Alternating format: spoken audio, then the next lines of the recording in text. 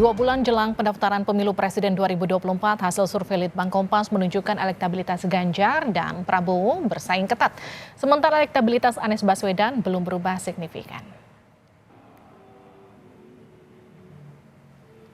Dalam survei Litbang Kompas yang dibiayai Harian Kompas yang dilakukan secara tatap muka pada 27 Juli hingga 7 Agustus 2023 menunjukkan 2 bulan jelang pendaftaran pemilu Presiden 2024, elektabilitas baca pres bersaing ketat. Dalam simulasi 3 nama, elektabilitas Ganjar Pranowo berada di angka 34,1%, Prabowo Subianto 31,3%, dan Anies Baswedan 19,2%.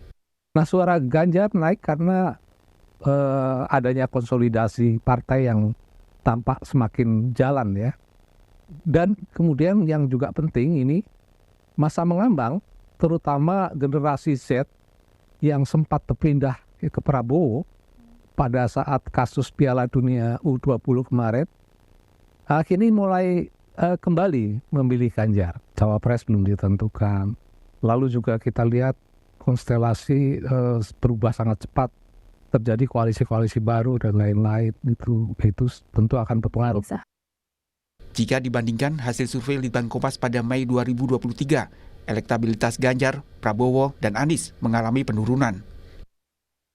Litbang Kompas juga melakukan survei elektabilitas baca pres dengan simulasi 2 nama atau head-to-head.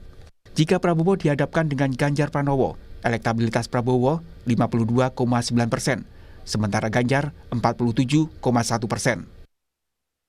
Jika Prabowo dihadapkan dengan Anies Baswedan, elektabilitas Prabowo 65,2% dan Anies 34,8%. Sementara jika Ganjar Pranowo dihadapkan dengan Anies Baswedan, elektabilitas Ganjar 60,1% dan Anies 39,9%. Hasil survei Litbang Kompas juga menunjukkan suara pendukung Joko Widodo di Pilpres 2019 cenderung mengalir ke Ganjar Pranowo jika dibandingkan Prabowo Subianto, yaitu 63,6% suara ke Ganjar Pranowo dan 36,4% ke Prabowo Subianto. Survei Litbang Kompas juga memotret elektabilitas baca pres berdasarkan kewilayahan. Untuk wilayah Pulau Jawa, elektabilitas Ganjar 39,6%, Prabowo 28,8%, dan Anies 16,7%. Ganjar dominan di Jawa Tengah, Jawa Timur, dan daerah istimewa Yogyakarta. Prabowo unggul di Jawa Barat dan Banten, sementara Anies unggul di Jakarta.